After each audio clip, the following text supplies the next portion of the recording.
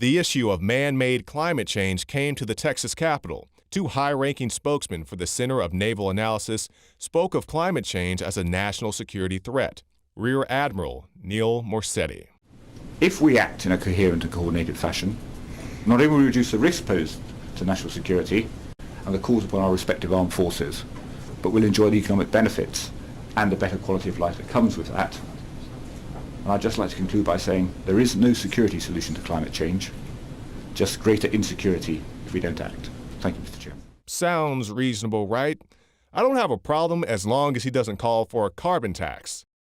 Within Europe as a whole, money is coming from the emissions trading scheme, where there's a price on carbon. And is that a tax, just a straight-up tax, or is it a credit? It's all intents and purposes is a tax. Yeah. And there's the carbon tax. The carbon tax being something to encourage citizens to reduce their carbon emissions. Meanwhile, military conflicts leave huge carbon footprints, not to mention weapons for our enemies to use against us, but that's another story. But the debate is settled. Climate change is a fact. And when our children's children look us in the eye and ask if we did all we could to leave them a safer, more stable world with new sources of energy, I want us to be able to say, yes, we did. You've probably heard that before, that all credible scientists follow the narrative of man-made climate change. But as the founder of the Weather Channel points out, science isn't a consensus. When you see the government, when you see NASA, when you see other institutions say that 97% of climate scientists agree, do you think they're making it up? What I don't understand is how you square that. Well, that's a manipulated figure, and let me explain it to you. The government puts out about $2.5 billion directly for climate research every year. It only gives that money to scientists who will produce scientific results that support the global warming hypothesis. And in that full debate, the CNN anchor pitted Mr. Coleman against the CEO of the Weather Channel, who is a businessman, not a scientist. But let's address some of the concerns by those who warn of climate change. Greenland would also raise sea level almost 20 feet if it went. If Greenland broke up and melted, or if half of Greenland and half of West Antarctica broke up and melted, this is what would happen to the sea level in Florida.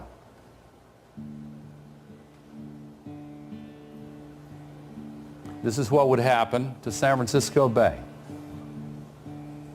A lot of people live in... Last I checked, that hasn't happened. Scientists reported with unprecedented alarm that the North Polar ice cap is, in their words, falling off a cliff.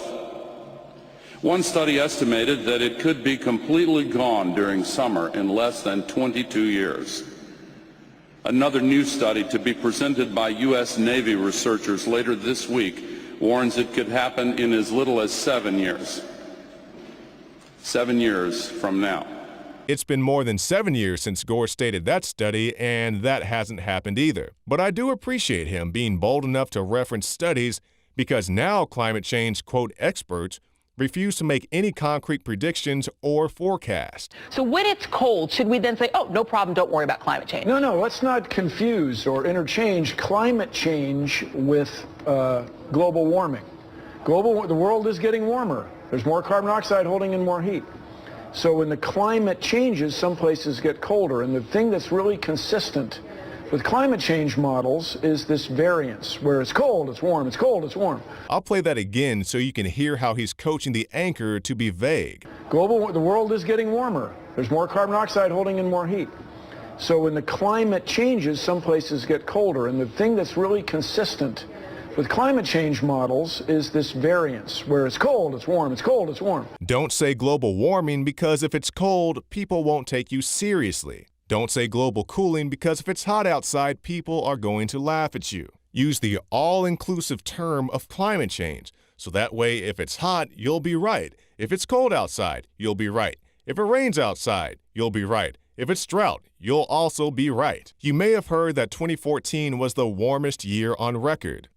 I think they should add an addendum to that title, 2014, the warmest year on record with the exception of Chicago, Illinois, which was the coldest in 100 years. 2014, the warmest year on record, with the exception of the Great Lakes that froze onto the land masses. But remember, call it climate change, so regardless of whether it's hot or cold, you'll be right. It's cold, it's warm, it's cold, it's warm. Now, let's talk about melting ice. Visual proof of Mendenhall's steady retreat. Now in the winter, will this come back? The retreat will tend to slow down in the wintertime. Okay. And maybe it even stabilizes or creeps forward a tiny little bit. But boy, as soon as the warming season comes back on, it continues to gobble itself backwards. I definitely do recognize that ice melted, but I also remember this. Another new study to be presented by U.S. Navy researchers later this week warns it could happen in as little as 7 years. So is it possible that ice melted and then refroze someplace else? Just like we saw the ice of the Great Lakes, it froze onto the landmass and then melted back into the Great Lakes, and I'm sure it will do it again. Later on in that same report, they blamed Hurricane Sandy damage on climate change. And as I'm sure any 12-year-old science student can tell you, there have always been floods, hurricanes, tornadoes, long before coal power plants, big oil, and SUVs. And to be clear, I'm not here cheerleading for big oil. I definitely recognize the BP spill and all the problems that caused. With that said, I make no money from big oil, but I also don't want to give my money to big carbon tax. You can find more reports on Infowars.com.